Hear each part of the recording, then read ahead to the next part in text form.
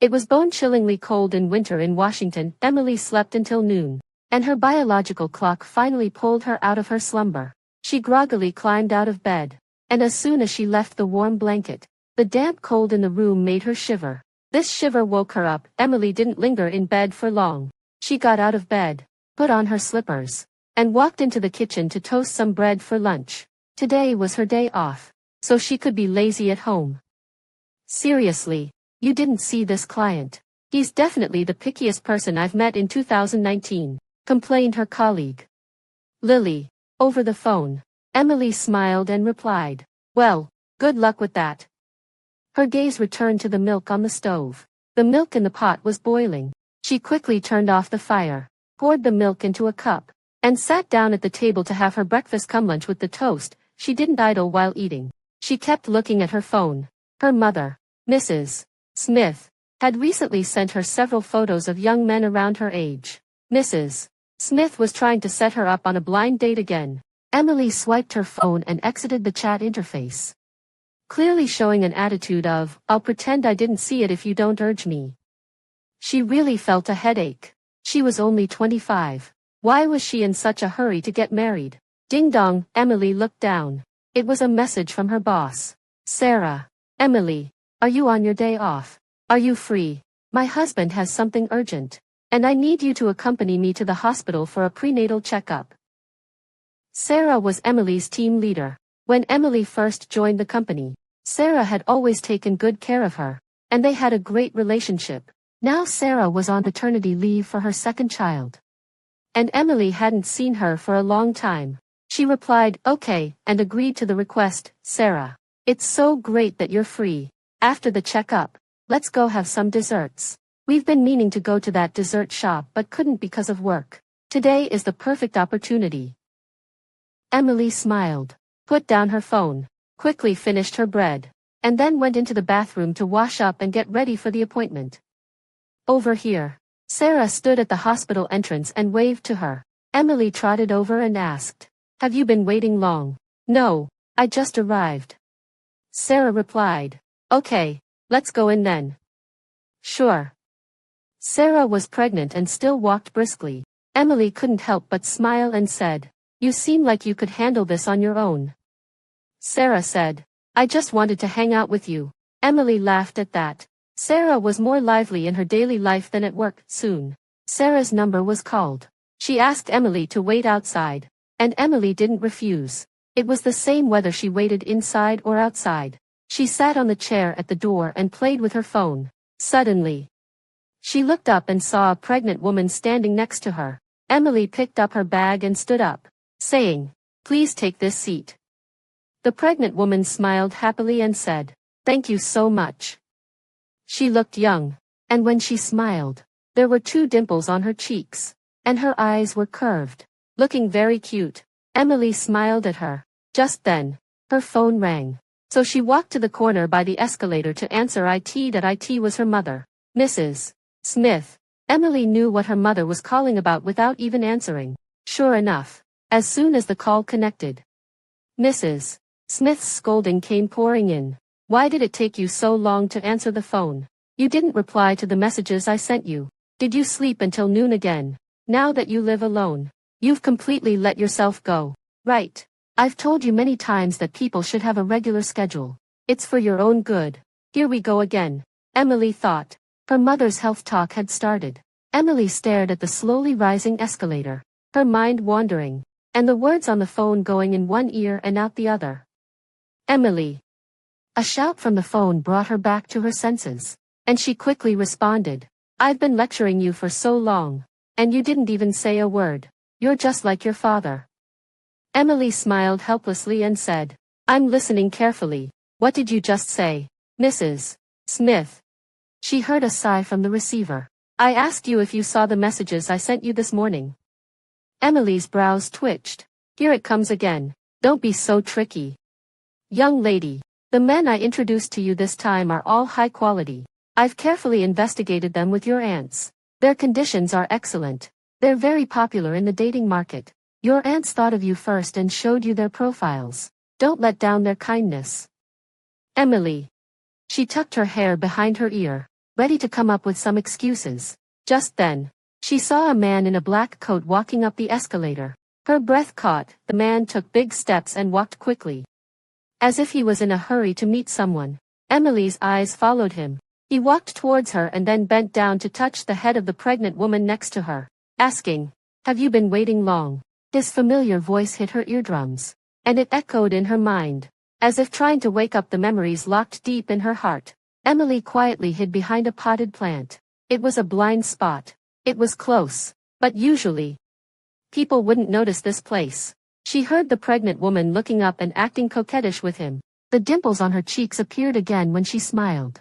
The man looked at her affectionately, clearly enjoying her coquettish behavior. He asked, "Are you feeling okay?" The pregnant woman said with a pout, "Your son just kicked me." The man laughed and said, "This little rascal. I'll teach him a lesson when he's born." "I just saw Venice on a video. I really want to go," said the pregnant woman. "Then let's go," the man said nonchalantly. "After the baby is born, we'll go." The pregnant woman said, "But he'll be so young. Can he take a long-haul flight?" The man said, "After he's born, we'll leave him with his grandparents. We don't have to worry about him." He added, "I also want to go to Switzerland. How about we go on an Australian tour?" He was still as unrestrained as ever. Nothing could stop his ideas. The pregnant woman rolled her eyes at him and said, "You might be willing to leave our son, but I'm not." He softened his tone and said, Okay, you decide." Oh. Right. Now he had someone who could influence his decisions. Back in junior high school, Jack was considered a complete bad boy by all the teachers. He loved to have fun and was really wild. He did all the things that teenagers at that age shouldn't do: dating early, skipping school, smoking, and drinking. He wasn't afraid of the teacher's scolding, and his family couldn't control his rebellious behavior. He lived a carefree and unrestrained life at that time. Emily was the opposite. She was introverted and quiet, doing more and talking less. She had excellent grades and was a favorite among most teachers. She and Jack attended South Lake Middle School in junior high. Later, during the high school entrance exam, she didn't perform well and just barely passed the admission line of number 1 high school. At the same time, number 2 high school, which was a bit less prestigious, offered her a place. The acceptance rate of the top-tier universities for the intensive class in number 2 high school was higher than that of the ordinary class in number 1 high school. After discussing with her family, Emily chose to go to the intensive class of number 2 high school. That's where she and Jack met again. Emily had always known that Jack came from a wealthy family, but she didn't expect his family's influence to be so strong that they could get him into number 2 high school despite his terrible grades. In the first year of high school, she was in the intensive class, and Jack was in the ordinary class. They were like they were in junior high, having no interaction. Only occasionally, when they passed each other on the campus path, Emily would secretly glance at Jack. This was actually her little secret. Since junior high school, she had secretly had a crush on this bad student. "Emily, let's go to the internet cafe tonight." After school, her friend, Lisa, came over with her school bag on her back. Today, the school had a power outage, so there was no evening self-study. Plus, the midterm exams had just ended, and everyone was excited and had made plans for an evening get-together. "And then we can go have some snacks," Lisa added. Emily didn't refuse. She always had a hard time saying no to others' requests. They separated at the fork in the road after making an appointment to meet in the evening. Emily had only walked a few steps when she saw a group of people sitting colorfully in front of the convenience store. There were some delinquent youths with dyed hair, and the tattoos on their arms were very obvious. They were laughing and joking, not caring about other people's stares at all. Among them, several students in number 2 high school uniforms stood out. Emily recognized Jack's back almost immediately. Seeing such a scene, most students would walk around and stay as far away as possible. But not Emily. She kept getting closer to them, getting nearer and nearer to Jack's back. "Emily." She heard someone call her name and looked up. Tom smiled and waved at her. Going home. Tom was her junior high classmate. They sat in the front and back seats, although they weren't very close. They were still friends. Emily smiled and nodded, but her eyes were fixed on Jack beside Tom. From this angle, she could see Jack clearly. The young man was sitting on a stone bench by the road, not wearing his school uniform properly. His elbow was propped on his knee, and there was a cigarette between his index and middle fingers, with a spark at the end. His eyes were drooping, and he didn't even look at her. Although he didn't look very well behaved, he still stood out among those flashy guys in his school uniform. "Yo, Tom, is this your girlfriend?" A young man beside them teased. Tom cursed with a smile. "Get lost. She's my friend." "She looks like a good student. How could she be your friend?" Tom laughed and said, "Do I look like a bad student? Look in the mirror more often." Everyone around burst into laughter. Emily felt uncomfortable in this atmosphere, but she didn't want to leave. She wanted to stay with Jack a little longer. "Hey, Emily," Tom called her. "It's almost dinner time. What are you doing here if you're not in a hurry to go home?" Emily came back to her senses, seeing this. She had no reason to stay any longer. "I'm going home now." "Okay, be careful on the way," she replied and pulled up her school bag strap and walked forward. The laughter and vulgar language of the young men behind her rang out again. At the corner, she secretly glanced at the place where Jack was. The cigarette in the young man's hand was now at his lips. Just one look, and she quickly turned her head away. Emily was already satisfied.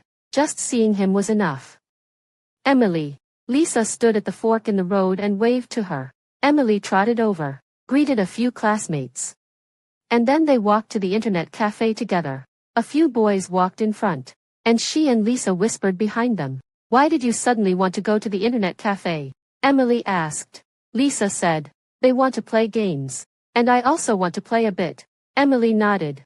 Normally, they weren't allowed to go to the internet cafe at their age, but the internet cafe they were going to was owned by a classmate's uncle. So he turned a blind eye to them. Emily looked at the complicated skill descriptions in front of her. Her fingers felt like they were tied in knots as she tried to operate the keyboard. Finally, she put down the mouse and stood up. Lisa asked, "Aren't you going to play anymore?" She said, "I really can't figure it out." Lisa didn't force her. The male classmate next to her saw that she wasn't playing and teased her a few words before taking over the keyboard to play. Emily sat bored on the chair next to her, daydreaming. Suddenly, Lisa patted her on the shoulder and said, "Hey, isn't that Jack?" Emily was stunned and looked over. Not far away, Jack was sitting next to a girl in front of a computer, seemingly playing a game. There was a cigarette in his mouth, and one hand was operating the computer while the other was around the girl's shoulder. Lisa clicked her tongue and said, "It hasn't been long since he broke up with Christina, and he already has a new girlfriend." Christina was a classmate from the next class and one of Jack's ex-girlfriends. Jack was very popular with girls and had many relationships, but he never took them seriously. Since junior high school, there had always been girls around him. One relationship ended, and another one started. None of his relationships lasted long. He would usually get bored after a while. Lisa kept muttering about how heartless Jack was. But wasn't Jack always like this? Emily blinked her dry eyes and calmly retracted her gaze. She was actually used to it. She was used to Jack having one girlfriend after another.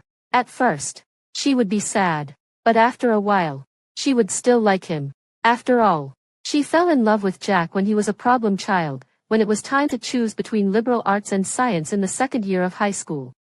Emily made an impulsive decision. She chose to go to the science class with Jack. Although she did well in all subjects, liberal arts was a better choice for her. But of course, students had the right to make their own choices. And since Emily's science grades were also good, no one thought she was being foolish. Science was full of endless formulas and numbers for Emily, while liberal arts was the poetry and distant places she loved. But what did it matter? Jack was in the science class, so science won. This was indeed the most impulsive thing she had done at that time. But if you asked her later if she regretted it, she would still shake her head. She was at the best age. Because she was 17. She was willing to take risks for her youth. In the second year of high school, she was in the science intensive class as usual. But she didn't expect that Jack would also be in this class. Number 2 high school emphasized science. There were 10 science classes and 8 liberal arts classes. The third, fourth, and fifth floors were for science classes, and the first and second floors were for liberal arts classes. Emily had hoped to be in the class next to Jack's, thinking that having some interaction would be better than being strangers all the time. But she really didn't expect Jack to be in the same intensive class. Later, she heard from her classmates that Jack's father had used money and connections to get him into the intensive class. He sat right behind Emily. She was a little excited, perhaps being in the front and back seats had a magic power that made people get closer. Emily and Jack's relationship became closer and closer. At first, Jack borrowed Emily's homework and pens every day, and they got to know each other through this. As they became more familiar, Jack became his usual casual self when getting along with Emily. He would call her name in a lazy and flirtatious way. Not the normal way of calling. He always called her Little Emily with a smile on his face. Tilting his head, he would always say funny things to tease her until she blushed. Jack was very good at flirting and teasing Emily. And Emily, during that time, lived in her fantasy world until one day, when she came out of the water room with a water bottle. She looked up and saw Jack leaning lazily against the railing. In front of him was a girl. Emily knew this girl. She was Jack's ex-girlfriend. It seemed that she was trying to get back together with Jack. After all, this wasn't the first time. Emily was about to walk past indifferently. Suddenly, she heard her own name. Little Emily. Emily's body froze. Suddenly, her wrist was grabbed, and she was pulled into someone's chest. Jack's voice came from above her head. "This is my girlfriend. Don't look for me anymore." "Sorry, little Emily. I had no choice but to use you as a shield," Jack said with a smile, rubbing Emily's head. Emily reached up to smooth her hair and said, "It's okay." Somehow, she summoned up the courage and asked directly, "Do we look like a real couple?" This was indeed the bravest thing she had ever done. Since junior high school, it was the first time she had boldly faced her feelings. Jack was a little surprised and asked, "What do you mean by that?" Emily smiled and said, "Your ex-girlfriends might come to trouble me. You have to protect me." For some reason, the smile on Jack's face faded a lot, and he asked, "Do you like me?" He had guessed it. After all, no one was more sensitive than him when it came to matters of the heart. Emily didn't intend to hide it anymore. Since she had blurted out that question, there was no going back. She nodded and looked straight into Jack's eyes. After a long time, Jack finally reacted. He laughed and said, "Well, you should think it through. I'm not a good guy." Emily also smiled gently and said, "I know." That was the bravest moment of her life. At that time, she didn't know if her decision and courage were right, but at that moment, she broke through her introverted personality and became a different Emily. Living freely and boldly, she and Jack didn't say anything explicitly, but with just that one exchange, they became a couple. Jack's friends also knew about Emily and jokingly called her sister-in-law when they met. The boys were a bit naive. Emily knew that Jack had just broken up and happened to find her. She knew he was just playing around. She knew he wouldn't be serious. Emily knew Jack better than she knew herself. As the math competition was approaching, the school arranged for Emily and other top-performing students to study together to help them get into the right state. Facing all kinds of numbers and letters, Emily felt her scalp tingling, but she still had to keep going. Every evening was the happiest and most anticipated time for Emily. After school, No. 2 high school didn't organize compulsory evening self-study. It was all voluntary. So most students would go home after the last class in the afternoon. Usually, only students from key classes would stay at school for evening self-study. But Jack wasn't one of them. Every day after school, Jack would wait downstairs of the teaching building where Emily's advanced study class was held. After she finished class, they would go have dinner together, and then he would send her back to school before going to hang out with his friends. Ring ring. Emily, her desk mate in the advanced study class, Lucy, nudged her with a mischievous smile. "Hurry up and pack your things. Your boyfriend has been waiting downstairs for a long time." "Right," Emily replied listlessly. Lucy was suspicious and asked, "What's wrong with you?" Then she saw the test paper in Emily's hand and said, "Is it because of the exam?" Emily nodded while packing her things. Lucy didn't know how to comfort her. After saying a few common words of comfort, she ran out of things to say. Emily adjusted her mood a little and went downstairs. As usual, she saw Jack by the flower bed. The young man was wearing a black t-shirt, and his school uniform was slung carelessly over his arm. He ignored the school rules and held his phone blatantly. not afraid of being caught by the teachers. Sensing the movement in front of him, Jack looked away from his phone and his eyes landed on Emily. Emily forced a smile and said, "Good afternoon." Jack also smiled slightly, reached out, and ruffled Emily's hair, saying, "You've had a tough day, sweetie." Jack had given her the nickname, Sweetie, for some reason. This strange nickname always made Emily curious. When she asked Jack why he called her that, he said he just came up with it randomly and thought it sounded nice. "So, what do you want to eat tonight?" Jack asked. "I'm not very hungry, just something simple," Emily replied. Jack noticed Emily's mood and asked, "What's wrong today?" Emily shook her head and said, "Nothing." Jack stopped walking, and Emily stopped too. She looked up, about to ask what was wrong, when suddenly, someone poked her cheek. Jack withdrew his hand, with his usual cynical smile on his face. "You look so unhappy. You're still trying to lie to me, sweetie." Emily had to admit that for a moment. She thought Jack liked her. Hearing what Jack said, Emily had no choice but to tell him that she didn't do well in the exam. Jack laughed and said, "Don't worry. The fact that you can participate in this competition already shows how amazing you are. But I'm still a little worried. I'm afraid I'll mess it up." Emily said, "Come on," Jack said, taking her hand and walking towards the school gate. "Don't think so much. Let's go eat first." After walking a few steps, Jack turned back and smiled at her, saying, "I'll even lose 20 games on purpose to make sure you pass this exam." Emily knew it was just a joke, but she couldn't help but laugh. Okay, thank you for your kindness." That incident was quickly forgotten by Emily, and she took Jack's words as sweet nothings between lovers. But once, when she was having dinner with Jack and his friends, they were all huddled in a booth playing games, and Jack was among them. Emily didn't know how to play games, so she sat obediently next to Jack and watched. Suddenly, she saw Jack's finger slide up and press a button. "Damn it, who the hell surrendered?" A furious voice suddenly rang out beside Emily. Jack remained calm and said, "I did." The person was confused and asked, "Jack, why did you surrender? We were definitely going to win this game." "Let the other side win a few rounds," Jack said. "What are you doing?" Jack replied, "A fortune teller said that I'm not supposed to win in games recently." His teammates were speechless. Fortunately, they were all friends, and they didn't care much about winning or losing a few rounds. Although they knew Jack was making it up, they just thought he was in a good mood and doing the other side a favor. Only Emily noticed this.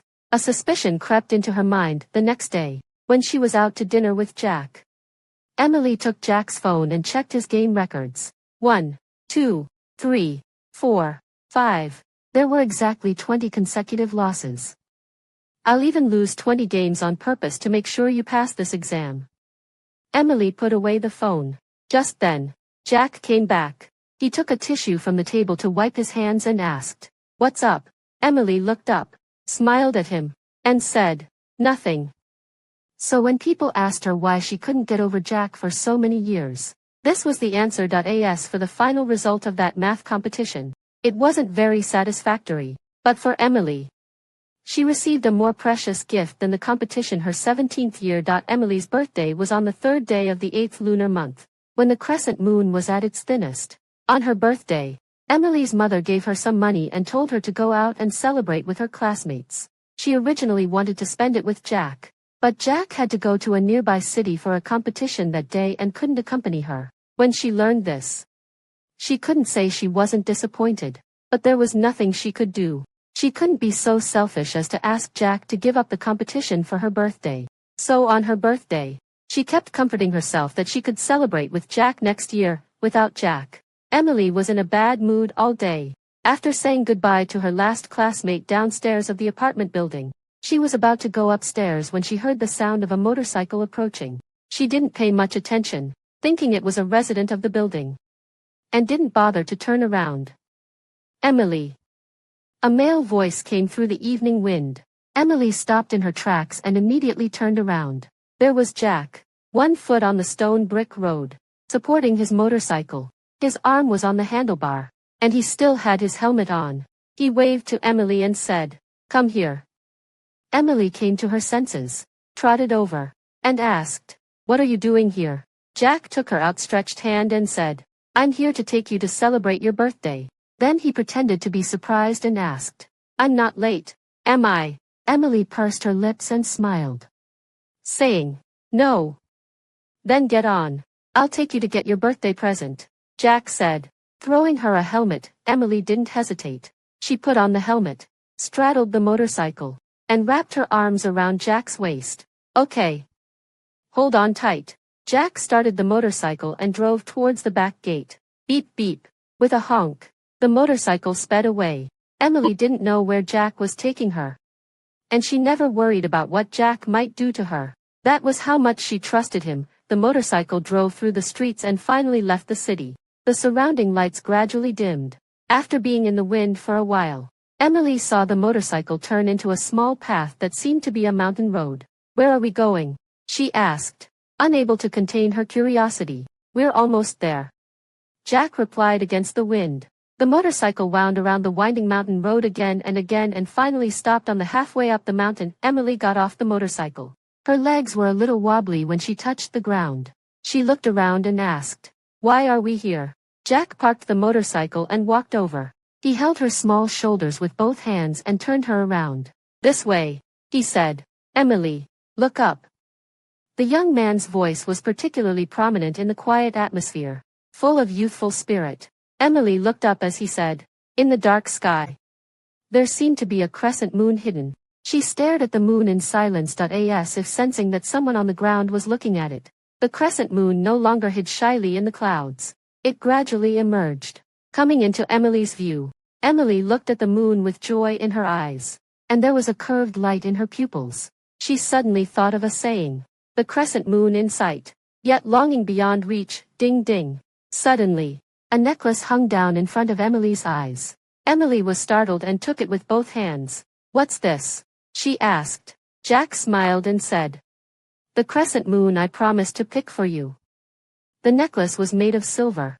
A long chain held a small crescent moon. The design of the crescent moon was very delicate, and the necklace was both intricate and simple. "What do you like? Your birthday is coming up. I'll get you a present," Jack had asked before. "The moon. I like the curved crescent moon," Emily replied. Jack laughed and said, "You're really giving me a hard time." Emily half joked and said, "So, are you going to get it for me?" "Sure, my princess," Jack said. "I'll pick the moon for you someday." That casual promise of the young man was not only believed by her but also came true. Emily held up the crescent moon necklace in front of her eyes, aligning it with the moon in the sky. Her eyes sparkled. Jack smiled and asked, "So, is the crescent moon curved?" Emily smiled and said, "Yes." She loved it. Not just the crescent moon. That was the most unforgettable birthday for Emily. "Wow, that's quite a story. So what happened next? You two were so sweet. Why did you break up all of a sudden?" Sarah asked. It was rare for Sarah to hear Emily talk about her love history, so she was extremely curious. In fact, if Emily hadn't brought it up today, Sarah would have thought that Emily had never had any contact with boys in her 20s. Emily smiled, adjusted her position to a more comfortable one, and looked out of the window. Well, later, she had emphasized many times that Jack was just playing with her. It was understandable that he had some special feelings for her during the process. But such feelings wouldn't last long. Perhaps it was when she witnessed Jack's popularity that she started to feel anxious, sensitive, and insecure. That week, they were on duty. Jack specifically switched shifts to stand with Emily downstairs of another building. That building mostly had liberal arts classes, so there were many girls. Jack, being 1.8 meters tall with a handsome and rebellious look, immediately attracted the attention of many girls. When Emily came back from the restroom, she saw a group of girls approaching Jack shyly. She heard them say they wanted Jack's phone number. At that moment, Emily suddenly felt a bit unhappy, although Jack refused. For an introverted and sensitive person like her, this just added to her stress. When Jack saw her come back, he quickly said, "Sweetie, keep an eye out for the teacher. I want to play on my phone for a while." Emily nodded, and Jack sat on the steps above to play with his phone. They were about 10 meters apart, one above and one below. because Jack was so attractive. Soon another group of girls came to ask for his contact information. Jack got annoyed and pointed at Emily, saying, "That's my girlfriend. Her number is mine." Emily met the eyes of those girls. Maybe it was just her being sensitive and suspicious, but she felt that there was surprise and disdain in their eyes, as if they were saying that she wasn't good enough for Jack. In fact, these things might not be a big deal for an average person, but for Emily, they were huge problems. She was always extremely insecure when it came to relationships. That's why she had a crush on Jack for years but never dared to confess. However, she didn't even know why she felt so insecure. Her friends all said that she had many advantages and was even more outstanding than most people. So why did she feel this way? Emily herself didn't know. In fact, she didn't need to be insecure based on her own conditions. But every time, she would find a reason to make herself feel inferior. For example, she thought that no one would choose her firmly, including Jack. This kind of thought made her feel that since Jack was so popular with girls, sooner or later, he would be taken away, and she would never be able to compete with anyone, not even with Jack. Once there was a substitute, there would be many more. She was a person with extreme insecurity. Moreover, Jack never paid attention to the details that could give Emily a sense of security. So from that time on, Emily's emotions became extremely anxious. She lived in a state of anxiety and fear of losing him every day. As a result, she became more and more concerned about everything related to Jack. She started to be nitpicky and overanalyze things, and her emotions got more and more out of control. Her control over Jack also became stronger, and she gradually became unhappy in this relationship. And she forgot that Jack was just playing with her. At the beginning of the senior year of high school, her grades suddenly dropped sharply. She lost a lot of points in every subject. She went from being one of the top students in the class to being in the middle, which surprised many people. The teachers would look at her a few more times when handing out the test papers.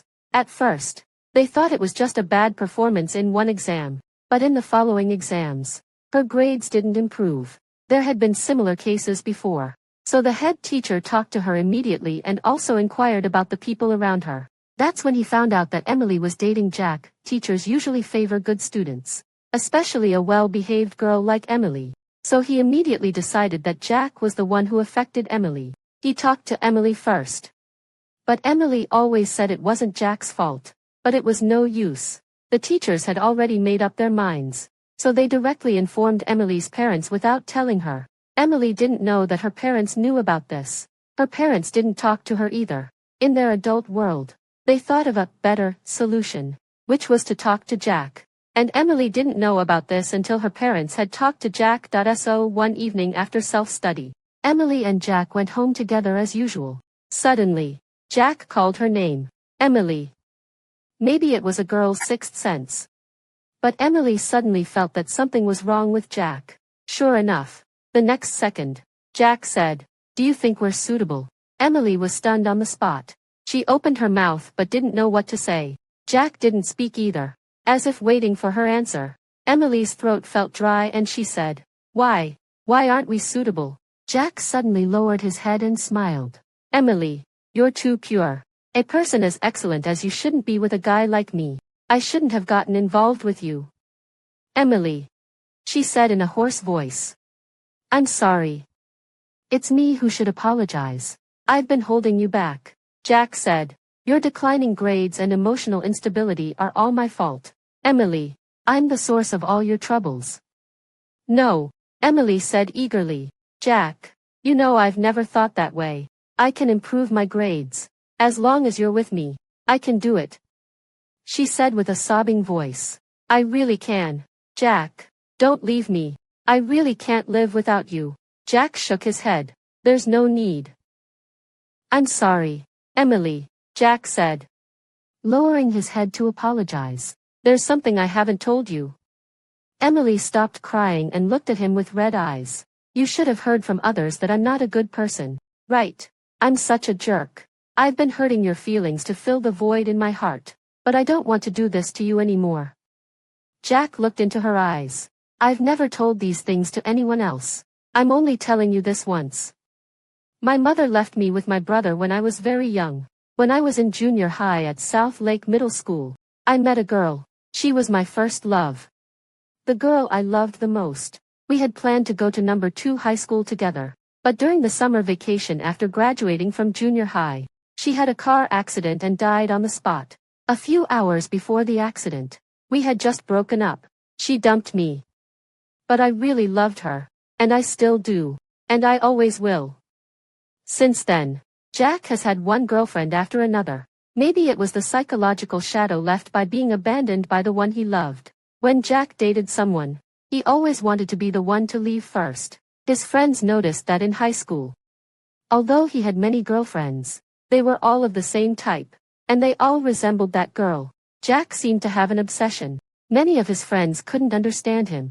His behavior might have filled the void in his heart, but it was unfair to other girls. Jack knew that too. But he just couldn't control himself. He just wanted to find a girl who resembled her to accompany him. But he couldn't keep someone by his side for a long time. He was afraid that he would really fall in love with the substitute and forget her. So Jack would break up with his girlfriends after dating for a while. He always played the role of the heartbreaker because he was still afraid of being abandoned. After listening to Jack's words, Emily understood that he still couldn't get over that girl in his heart. And every girlfriend he had, including herself, was just a substitute. And Emily knew that although he was a jerk, he didn't dare to date someone for too long. He was afraid of falling in love with the substitute and forgetting that girl. He was also afraid of being abandoned again. So he chose to be the one who abandoned others. Emily suddenly smiled and said, "That girl. Her name is Sophia, right?" Jack was taken aback. In fact, Emily had always known that she was a substitute. She also knew that her nickname, Sweetie, was actually a variation of Sophia. But she found a reason to comfort herself. She convinced herself that Jack gave her this nickname because she liked the crescent moon. But could she really deceive herself and others? She had known from the beginning that she was a substitute and also knew about Jack and Sophia, because she was also from South Lake Middle School. And Sophia was her friend who played the piano with her. Jack was a bit surprised and asked, "You know her?" Emily forced a smile and said, "Jack, I'm from South Lake Middle School too." Everyone in that year knew about his passionate love for Sophia, but she was so insignificant that she never even entered Jack's memories. Emily had witnessed Jack's many relationships. She knew exactly who those girls resembled. So from the very beginning of dating Jack, she knew that she was just a substitute. Sarah was shocked and asked, "So you were willing to be a substitute just because you liked him?" Emily smiled and said, "I've never been a proud person. When I was 17, Jack occupied most of my thoughts. So in the end, I took the risk for my youth." Sarah said, "Isn't this what people usually call being love-struck?" "Yes, but I don't think we should call it that." Emily said, "Even if I had to start over, if I think I was happy at that time, I still think I made the right decision." When she was young, she met someone who made her heart flutter, so she couldn't resist being confused at the age of 17. Now that I'm 25, I think more about the future, but I'm also glad that I could be confused and choose him at that fearless age. At that age, I could choose him without hesitation, but maybe I wouldn't do the same now.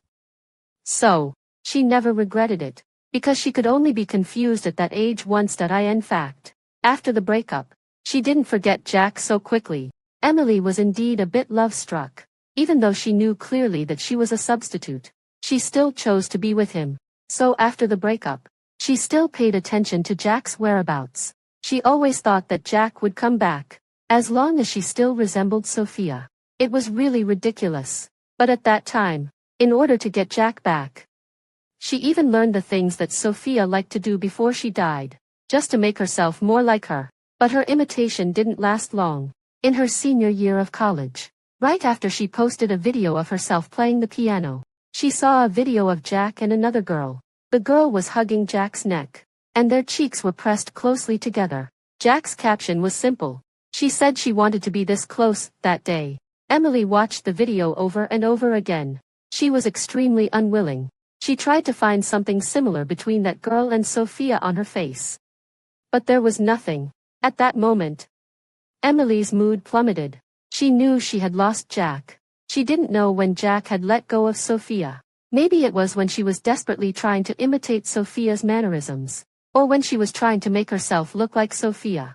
She had no idea. He had let go of Sophia, and she no longer had a chance. That day, Emily suddenly realized that while she was trying so hard to imitate the girl in his heart and get into his heart, someone else had already made Jack fall in love with her in her own way and with her own appearance. So in the end, what made her give up wasn't that she didn't love him anymore. It was that she could never get him back. He had let go of that girl, and she could no longer be that girl's substitute. Sarah said, "Emily, a girl shouldn't be so humble." Emily suddenly smiled and said, "Sis, actually, the piano recital that made Jack fall in love with Sophia was supposed to be mine. I saw Jack in the audience that day, so I got stage fright and Sophia replaced me." Jack was just in a bad mood because of his mother's matter and randomly entered the concert hall. The music soothed his anxiety. And then he noticed the girl on the stage. Emily smiled self-deprecatingly and said, "If I hadn't been so scared that day, would Jack have fallen in love with me? Then I could have been with the boy I liked. I wouldn't have left Jack. We could have gone to high school, college together, gotten married, had kids, and spent the rest of our lives together." But in the end, because of her lack of courage, she missed that performance and missed Jack. "Jack, wanna go to the internet cafe and play games?" A guy with a red-dyed mohawk threw a pack of cigarettes towards the sofa. Jack reached out to catch the cigarettes thrown from the air and casually placed them on the coffee table. The red-haired guy laughed and said, "What? Not smoking anymore? Not today." Jack stood up. "I'm going to pick up my girlfriend." The red-haired guy raised his eyebrows and said, "Your girlfriend? That good student girl? Haven't you broken up yet?" A guy with yellow hair popped up from the sofa and said, "They're really lovey-dovey. Why can't you wish them well?" The red-haired guy sneered and said, "This is the first time I've seen Jack date someone for so long." Is this considered long? Jack's relationship with his first love was much. The yellow-haired guy suddenly stopped talking. In an instant, the laughter in the private room stopped, and the atmosphere dropped to freezing point. Everyone held their breath. Finally, Jack laughed to break the ice and said, "Well, I'll leave first." After Jack left, the people in the room slowly relaxed. "Damn it, you're so bold. Alex, you actually mentioned Jack's first love in front of him." The yellow-haired guy scratched his head and said, "My mouth ran faster than my brain. I really screwed up." "What's the deal with Jack's first love? Don't ask. Let's just drink."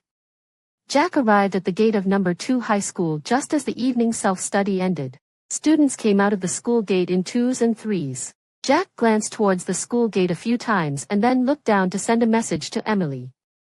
"Jack." Jack looked up when he heard someone calling. Emily trotted towards him and said, "You're so late today." Jack forced a smile but didn't say anything. Fortunately, Emily didn't notice anything unusual about him. She smiled at him and then reached out to hold his hand. Jack let her hold his hand without reacting. "You smell like cigarettes," Emily said as she leaned in to take a sniff. Jack replied, "I just came from the bar with the guys." Emily gave him a cautious look and asked, "Did coming to pick me up take up your time?" Jack paused. It seemed that Emily had always been so careful around him. Worried that his reaction might make Emily overthink, he quickly replied, "No, I was going home anyway, even if I didn't come to pick you up." In fact, this statement was contradictory. It might make Emily feel that she was just an afterthought, not someone important. But when he looked at Emily after saying this, he saw her smile in relief and say, "That's good." Jack felt a bit conflicted. Emily was so nice. She was different from the girls he had dated before. She didn't get jealous, didn't lose her temper, and didn't try to control him. She was also very good to him. But at that moment, he felt a twinge of unease. Such a girl would eventually be let down by him. Jack knew his own attitude. For him, every relationship was just for fun. Substitute. Weren't they just tools? In the early morning on Sophia's birthday, Jack had acute gastroenteritis and was getting an 4 drip in the hospital.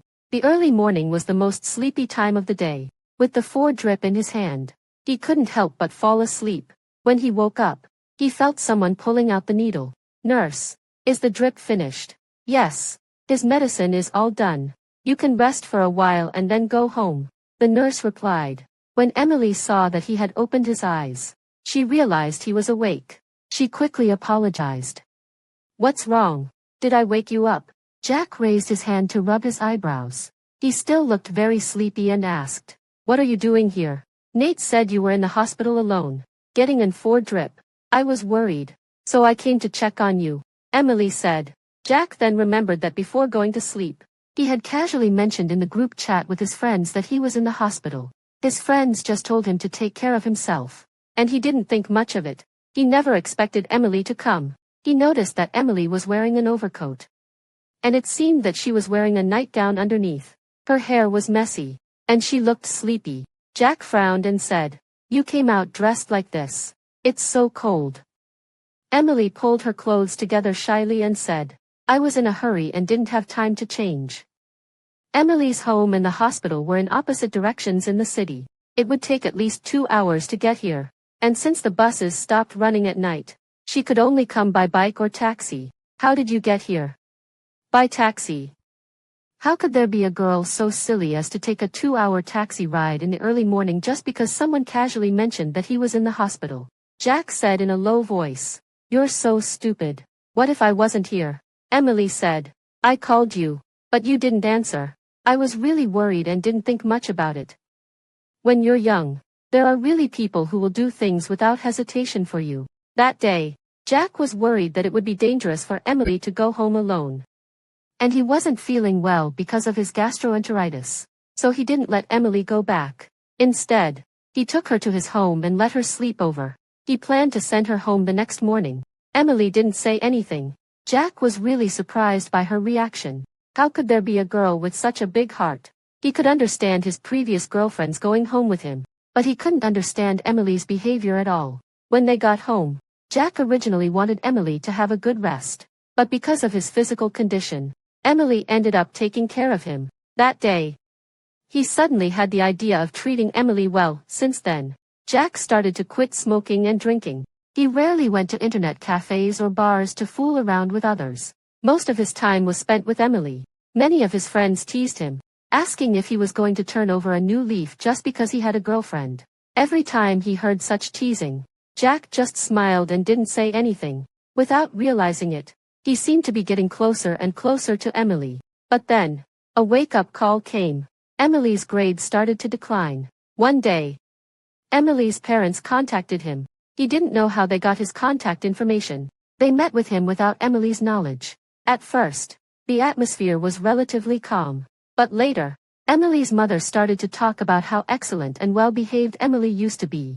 She said that if Emily's grades had stayed the same, getting into a top-tier university would not have been a problem. But now, with her grades dropping, it would be difficult for her to even get into a decent second-tier university.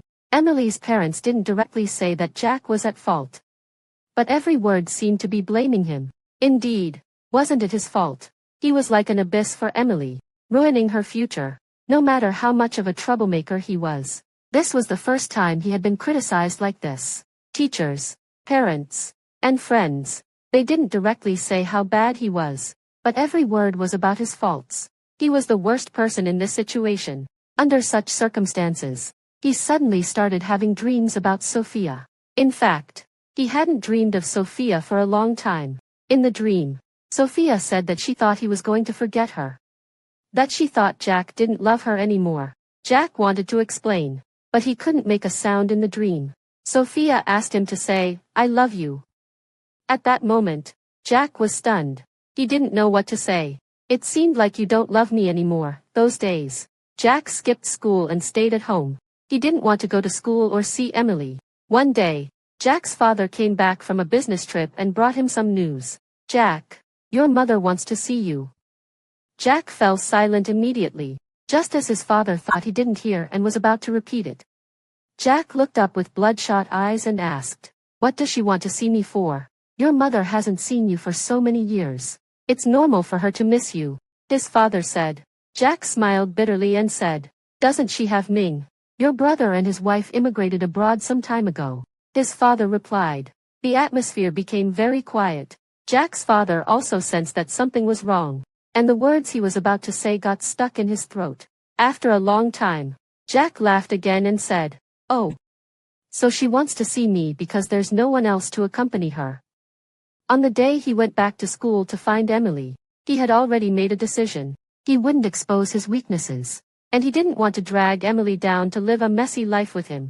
Also, he couldn't let go of Sophia. But was it that easy that day? No. When he saw the big tears rolling down Emily's eyes, he almost softened his heart. The little girl had never cried when they were together before. This was the first time he had seen her so sad. But he held back. After Emily left, he also went home. The first thing he did when he got home was to pack up the couple's items he and Emily had used and throw them into the attic upstairs. Before going downstairs, he took one last look at the box and then smiled. It's okay. I've cut my losses in time. I almost fell in love. But I didn't, later. After he got married and had his own child. One day, he received a call from the housekeeper. The housekeeper asked him what to do with a yellow storage box in the attic with a crescent moon pattern on it. The box was filled with clothes, accessories, dolls, and other things. Jack pondered for a moment, glanced at his wife not far away, and said, "Throw it away. The crescent moon won't always be curved. You won't always be watching, and I won't always be here.